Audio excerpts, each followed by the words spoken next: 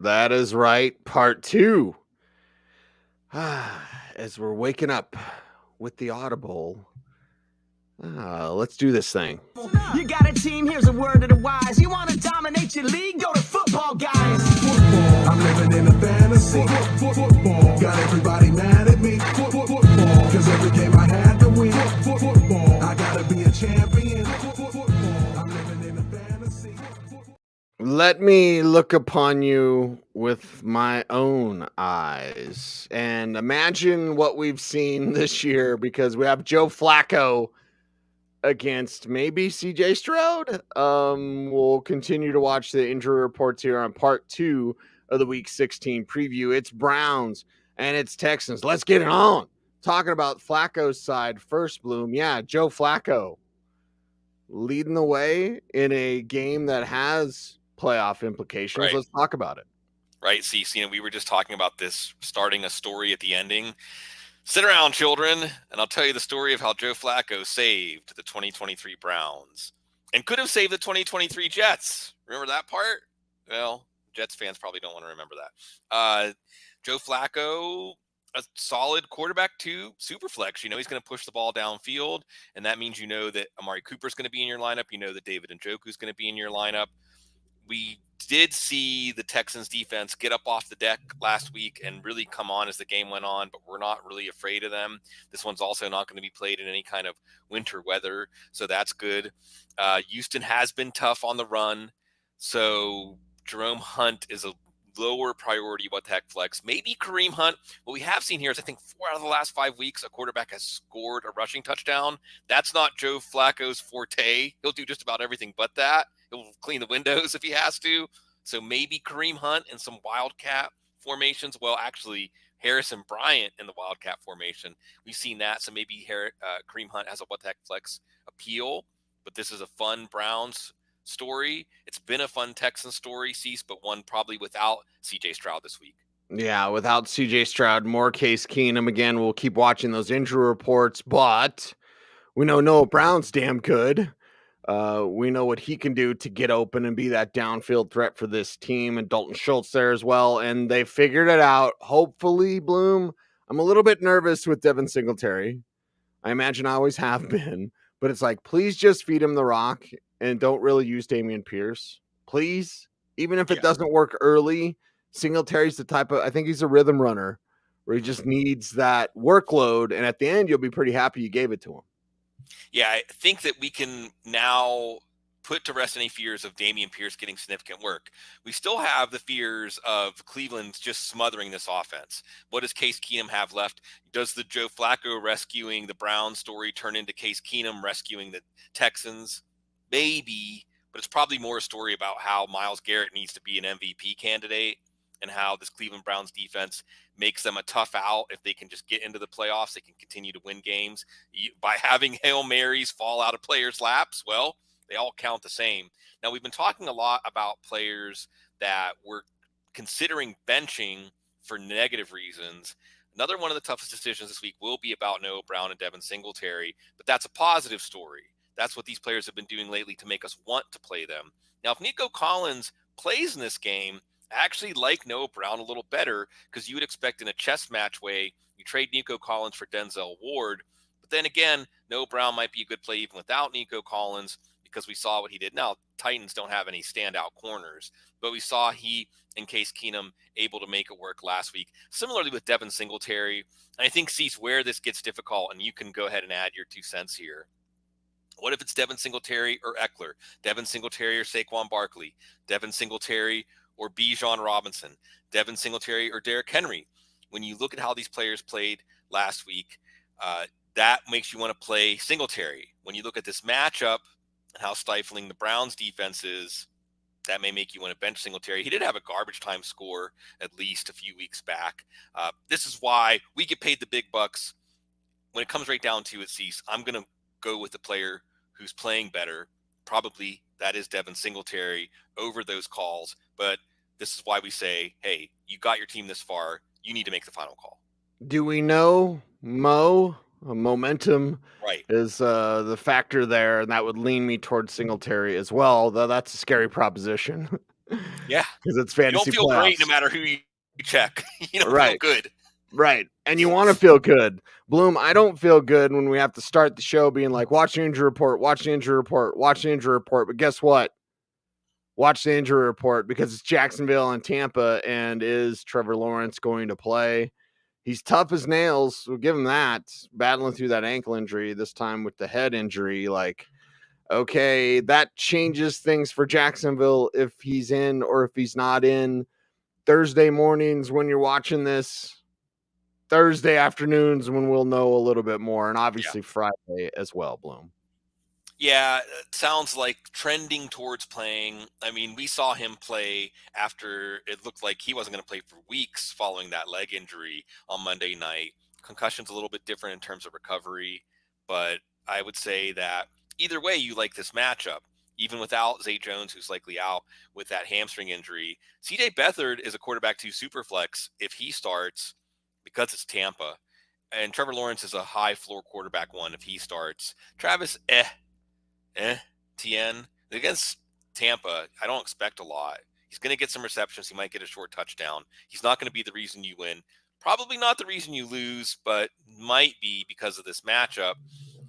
Calvin Ridley's in. Evan Ingram, obviously in, even though he fell off a little bit last week. I don't think we're looking deeper to Jamal Agnew or Parker Washington or whoever. This is a game that has a lot of playoff implications. Look, Jacksonville now, if they lose this game, the playoffs are in question. The division's in question. This was a team that looked like after they beat the Texans, they were going to comfortably win this division. Now it's very uncomfortable for the Jags. Very uncomfortable, but in Tampa, Baker the Babymaker's getting comfortable as well with Rashad White doing his thing and Chris Godwin being slot king against Jacksonville. What are we looking for from our Buccaneers assets in the next round of the fantasy playoffs? A good game. And you see how much expectations frame pressure. No pressure on Baker Mayfield, even though they need to win out to be assured of winning the division. But this team was not expected to do that. Big expectations for the Jags, more pressure on Trevor Lawrence. And you really saw them play the Ravens pretty straight up for the first half. Self-inflicted wounds were the problem. And Baker Mayfield, not with those self-inflicted wounds we've seen mar his play in the past. So there's not a lot of intrigue for fantasy. Baker's a strong quarterback 2 super flex. Chris Godwin after that game last week, you're probably inclined to put him in. Of course, Mike Evans is in a game that in a season where he has reminded everybody how good he is. And Rashad White has taught us all how good he is. Maybe we haven't even seen the best of him. We know he's gotten a lot of teams this far. He'll be in lineups. And Tampa Bay, a good story. Could get better if they win this one. Yeah, you know how often I think about Mike Evans? Huh. Every day. Every day. I knew you'd know it. I knew you'd get it. I'd rather talk about Vic Fangio and do this than talk about Arizona and Chicago. But here we are. Arizona and Chicago is up next. And of course, thank Paul Charchian for the sabotage drop lingo. And my God, what Marquise Brown has been a spectacular sabotage drop. But now whoever might have picked him up might have dropped him as well. Double sabotage. Right. And whoever picked him up might not even be starting him. Let's talk about the Arizona side first. And who can you trust against Chicago in week 16? Trey McBride and maybe James Conner. You know, this is another game with no playoff implications, along with Washington and the Jets. But this has so much intrigue because it's part of the 2 most interesting decisions of the offseason. Do the Bears take a quarterback at number 1, and do the Cardinals trade Kyler Murray? And both these quarterbacks will have an opportunity really to show, again, not just their teams, but the league. Because you would think if the Bears do go quarterback at 1, Justin Fields will be on the market. So a lot to watch here. I do think Kyler Murray against a rising Bears defense. The Montez Sweat trade, Matt Eberflus has more than saved his job. For fantasy, the Bears are a preferred defense that you want to put in your lineup in this matchup at home. Kyler Murray is close to a desperation play in 2 quarterback superflex. In 1 quarterback, He's nowhere near my lineup. Garbage time was the only thing that kept him from being a total bust last week. James Conner's playing better. You just have to hope that this game stays close. But last week's game didn't, and he still had a touchdown, 80 yards plus. And Amari DiMercato got in with a long touchdown run in the second half. But Trey McBride, Cease, were you at his pro day? Yes. Yeah. So I just want to say this because you can draw it back to that day. This should be a bigger story in fantasy football. Maybe it's just because so many things happen. Trey McBride has been the most valuable tight end in fantasy football since he took over. And that's wild because this is not a good offense. They have not gotten good quarterback play. It's not just that the wide receivers aren't doing much because there's plenty of teams with bad wide receivers. And I think that Trey McBride was underestimated. I don't think even the Cardinals expected him to be this kind of player. Certainly fantasy players didn't. So on one hand, we can say, hey, if you spent big on Kyron and Puka in week 1, you were smart. But if you saved and you spent big on Trey McBride when Zach Ertz went down, also smart. Also smart. The Bears side, were they smart to do that? Backfield is confounding and confusing, and we're contrary when it comes to starting Bears running backs. DJ Moore in your lineup this week, but what are the expectations for Chicago? This one, of course, at home in week 16. Right. Cardinals defense waving the white flag here. So I think Justin Fields is a strong play, a high ceiling play. So if I was weighing Fields against Goff, if I was weighing Fields against even Tua, we'll talk about him in a second, I might go with Fields here. I do think that DJ Moore has to be in your lineup. Cole Kmet has to be in your lineup. That's it. Like you said, Cease, I won't be shocked if one of these running backs hit. I have no idea which one. Roschon Johnson might get the opportunity after he was the best running back last week. I'm not counting on it in a deep, deep league, a true what the heck flex. But again, Bears fans, you're feeling good about where your team is headed. But this is a big decision, maybe the biggest decision the team has had since, I don't know, 20, 30 years. It's going to define the next 5 or 10 years of the franchise. For sure. We might have been talking about this as a Super Bowl preview, but there's some cracks for both the Cowboys and the Dolphins up next. And let's start up on the Cowboys side first. And can they win a big game, Dak? And that's where Cowboys fans are pointing the finger. So let's analyze that said point the finger at Dak and the Cowboys on the road against Miami. This is the one to watch on Christmas Eve. Oh, yeah. We're going to learn about these teams. We're going to learn about your fantasy team. Dak Prescott, another player we're going to talk about on the couch. We saw how flat this team was, and this is a team that has had so much trouble on the road. So much trouble. All right, they barely beat the Chargers on the road. They lost to the Cardinals 28-16, the Joshua Dobbs Cardinals, 28-16 on the road. All right, they've gotten blown out by San Francisco. They got blown out by Buffalo. Not a good team on the road. Ironically, the football gods say, if you want to be able to play at home in the playoffs, you need to win this game on the road. Dak, again, if someone said, I'm thinking of going Justin Fields over Dak, I'm okay with that. Brock Purdy over Dak, I think that's probably the orthodox view at this point. But you are going to put CD Lamb in. At least got a garbage time touchdown last week. You are going to put Jake Ferguson in. As Dak Prescott has been flourishing or struggling, Jake Ferguson has been a big part of this offense. Tony Pollard.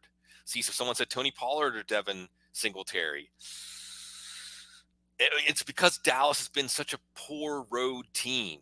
It would not be surprising at all. But then again, Miami has been poor against good teams. Dallas on the road might not be a good team. They might be a good team. It would not be surprising at all if Miami has a field day against a Dallas defense that could be confounded by what Mike McDaniel has up his sleeve, but could also be a long day for Miami. That's why this game is going to be a good one to watch. Both of these teams are almost at the same point of like, can you beat somebody good?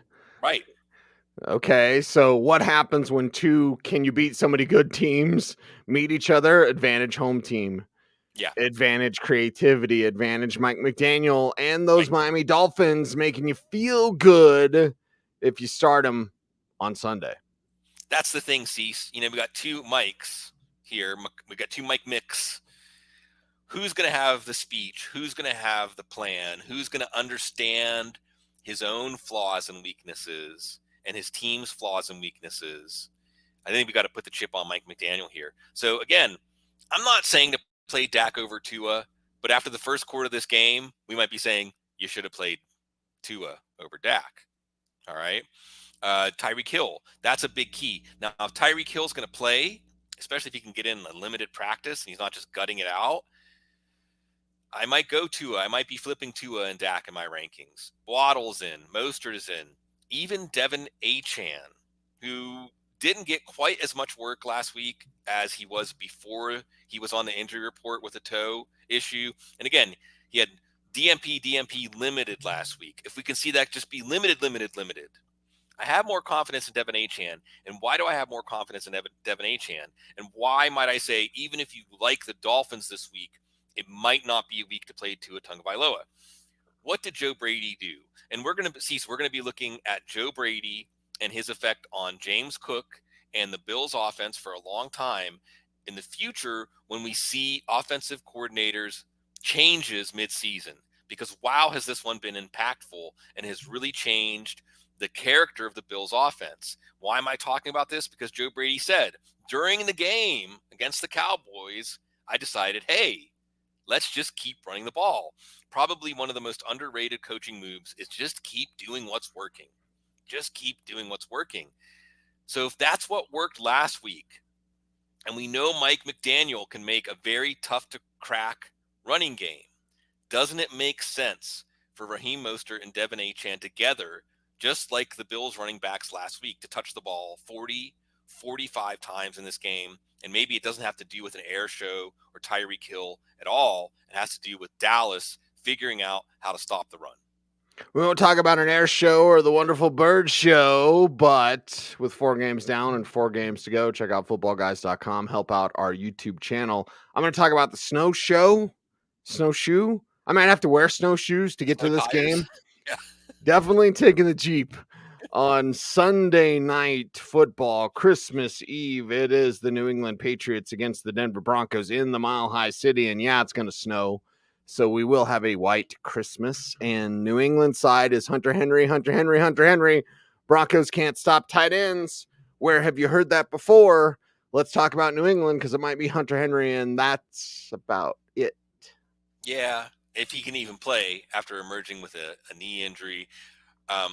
This one on Christmas Eve, and I'm just going to, on Christmas Eve night, all right? And I'm just going to I know Roger Goodell watches our show. We do our Washington County, Pennsylvania connection there. So, Roger, if you're listening, stop trying to take over every part of everyone's lives. And I know that we've made a living off of fantasy football taking over people's lives. I understand the hypocrisy here. I'm a hypocrite, all right? I'll sign it that 1,000 times on the board like Bart Simpson. I'm a hypocrite. Christmas Eve night is when you're with your family. Christmas Day is when you're with your family. And it's one thing because in Thanksgiving, we all grew up with football on the TV in the background. So there's nostalgia there. But not football on Christmas. There's no nostalgia there. Do you really want to introduce something into the living rooms of families that's just going to make people ignore each other? I don't know. I'm not a fan. And I'm sorry for you, Cecil, especially having to go and cover this game, but you do get a talent fee. I'm not getting a talent fee to tell you that Bailey Zappi is probably not a good quarterback in this one. And Denver's defense and Vance Joseph should make things tough on him, although we have seen this first half, second half, tail 2 halves with him. I won't fault you for putting Ezekiel Elliott on the bench. I think he's a 9 to 12 point play, but unless you think the Patriots are going to have success on offense, not much more than that. And again, if Henry is in, he's probably in your lineup unless you have a stalwart tight end. And for the Broncos, playoff hopes still alive. And again, Cease, I won't be sad if there's a lot of empty seats for this one. Yeah, we shall see about that one as the snow falls. That means it's snow plow time, and that might mean Samaje Perine.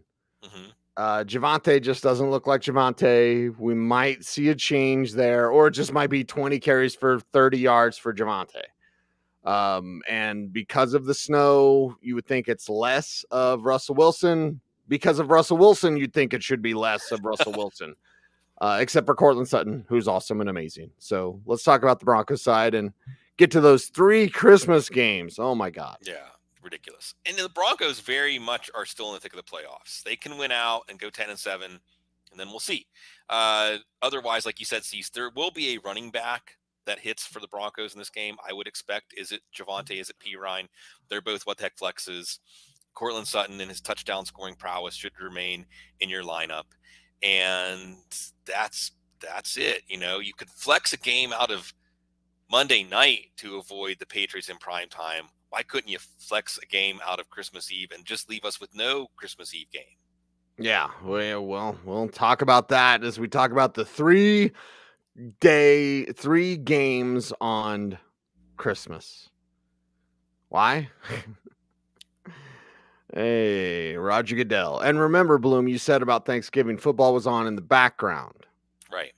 That was the whole thing. It was in the background, and you check in, take a nap, watch the game, check in, talk to your family. 3 games on Christmas is excessive and unnecessary.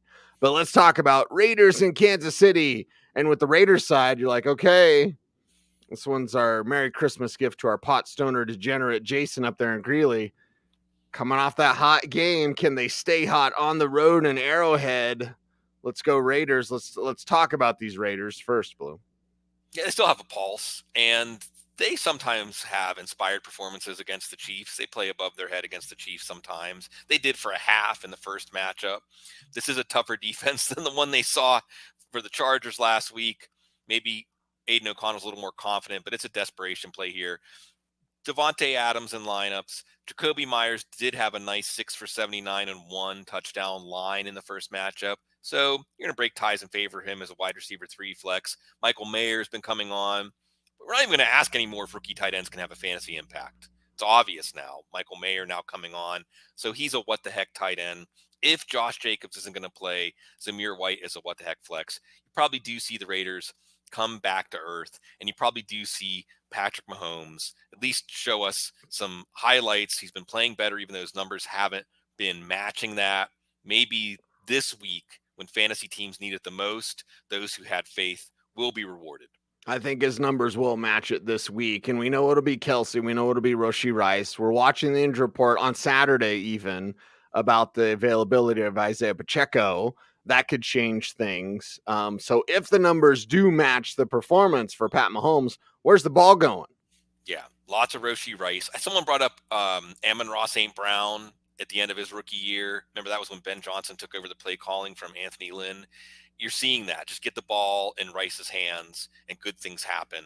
Travis Kelce, not a question whether to start him, but is he going to make you feel good about starting him? He hasn't really done that for a while. He had a pretty good game, not a massive game in the first matchup between these teams. Like you said, we expect Pacheco to return. Andy Reid said he's going to return. You got to double check, though. And as long as he's playing, he's in. If he's not, Jerick McKinnon, Clyde Edwards-Helaire become what the heck flex, or even just straight flex plays, because we do expect Kansas City's offense to have some success in this one. As we hand off to another divisional matchup and another game that maybe we should have some sort of football guys Christmas challenge. Like, just, I know playoff matchups are going to hinge on the outcome of these games, but maybe it's nice to just wait until the end of at least the end of this one to check in, because there is a good one on Christmas night. Yeah, let's talk about Giants in Philadelphia. That's not the good one. No. But Tommy DeVito there, we've talked plenty about Saquon Barkley in both part 1 and part 2 of the preview shows here. Right. So Tommy DeVito and company now against the Eagles, they got to be pissed. They've got to be just pissed and going to take it out on him. So where's your confidence level for your Giants? Low. Tommy DeVito is a desperation play in 2-quarterback super flex. Darren Waller, if there's a player that we might, not necessarily with confidence, but at least without dread, when we click the check mark, Waller made it through the game without getting hurt, had one nice downfield catch and run, and you would think he was on a pitch count. Second week back, he should get more involvement, which makes Wan'Dale Robinson less attractive as a what the heck flex. And then we get to Saquon Barkley, who wasn't in very much on passing downs last week. was Matt Breida, and didn't do very much. Now, the Eagles defense has been vulnerable. The Eagles defense made Kenneth Walker a star for fantasy teams on Monday night. And Saquon Barkley is the kind of player, like Derrick Henry, that when I'm going into battle, I feel like something's wrong if I'm leaving him behind. But I won't be surprised at all if Barkley is a dud here. And again, Devin Singletary versus Saquon Barkley. I'm just glad in my playoff matchups, I don't have to make a decision like that because this is exactly where we separate which teams go ahead into the finals and which ones stay home. But I know that this is going to be probably a low-scoring game for the Giants' offense. It's just a question if the Giants' defense can hold Jalen Hurts in check. These teams haven't played yet this year. I will say this, Cease. Philadelphia this year has shown us decisively, losing your coordinators, it can matter. Can definitely matter. So Eagles side, when they're mad, how do they perform, and who do you trust for Philadelphia on Christmas? Jalen Hurts and Brown, of course, A.J. Brown and Devontae Smith we trust. Dallas Goedert we don't necessarily trust, but we might not have a better option than him. And then DeAndre Swift. When DeAndre Swift took off against Minnesota, we thought potential league winner. He hasn't really done anything that makes you want to start him or makes you fear sitting him lately. But is this a game maybe that we see more DeAndre Swift, that we see this offense, much like Buffalo's offense has been doing? How did Philadelphia get to the Super Bowl last year? How did they just crush the San Francisco 49ers in the NFC title game other than hurting Brock Purdy's elbow? It was not an air show. It was not Jalen Hurts. It was a running game. So do they return to those ways even without Shane Steichen? Other thing to remember here, again, who wins the NFC East is going to really change the complexion of the NFC bracket. Philly's going to know what Dallas did by the time this game happens. If Dallas loses, then it's a little less pressure on them. But if Dallas can beat Miami, now Philadelphia is in trouble, because they had that opportunity with Dallas getting thumped at Buffalo to take control of the division again. They couldn't do it in Seattle. So if they struggle against the Giants, who they will play again, this could be a team watching their season go down the drain. Pour out some eggnog for Keaton Mitchell as we wrap up the show with Baltimore and the 49ers. It would have been better with Keaton, but let's talk Baltimore side first and who it's going to be better with in this monumental matchup. Yeah, and this is one where, the kids are playing with all the stuff they got for Christmas. You've picked up all the wrapping paper. You've had the nice Christmas dinner. Tamales, Cease. Of course, it's Christmas. Tamales. We've got about 3 dozen tamales from Mexican Town here in Detroit. So, okay, maybe it's okay to watch this one. Super Bowl nostalgia, Super Bowl preview, just like that Dallas-Miami game. And, wow. You're going to probably play Lamar Jackson, but his range of outcomes is anywhere from like 12 to 35 points in fantasy leagues in this one. I do think you're going to see a lot of Gus Bus. And why? Because San Francisco had trouble stopping the run last week. And that was a problem whether it was James Conner or Amari DiMercado. That'll be a point of emphasis, but also the 11-on-11 football that Lamar Jackson forces the defense to play can open things up for Gus Bus and maybe even Justice Hill as a what-the-heck flex. Now, if we expect this offense to go back to their Greg Roman era ways, then he's not a good what-the-heck flex Odell Beckham, what-the-heck flex Stephen Zay Flowers. Rashad Bateman's been coming on, not enough to have fantasy value, but to take away fantasy value from these receivers. See, there's only one reliable play in the passing game. It's Isaiah Likely. Another twist.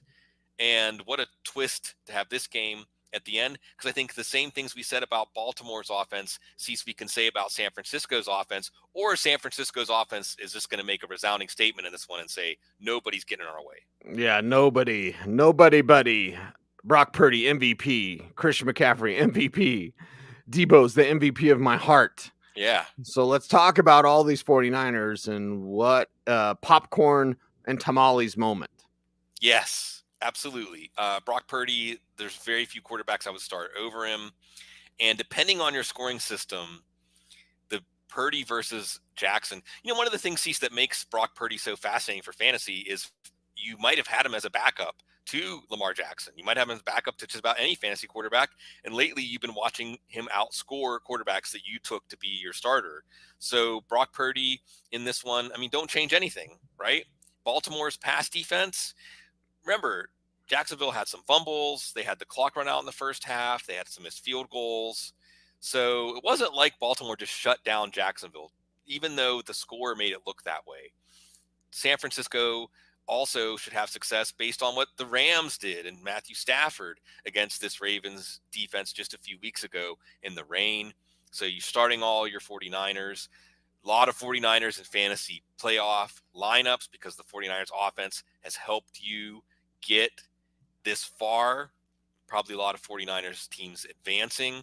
And I see, it's like this game is about, for the 49ers, the Super Bowl favorite, the greatest Super Bowl favorite. I think you're still going to see them as the favorite unless they get thumped. The Ravens, on the other hand, again, this is a team that doesn't have anything promised to them. Cleveland is still lurking. And if Baltimore loses this game, Cleveland can still win this division. The Ravens are not even assured of a home playoff game. So there's a lot. Ravens placing Miami next week. Steelers week 18. We know the Ravens have trouble with the Steelers no matter how bad the Steelers are, no matter who's starting at quarterback. So there's a lot more on the line, I think, for the Ravens in this game than the 49ers. Okay, that is a wrap for part 2 of the Week 16 preview. Everyone have a happy holidays and Merry Christmas. He's Sigmund, I'm Cecil. We are the Audible. Stay tuned. And would you please, forever and ever, stay frosty.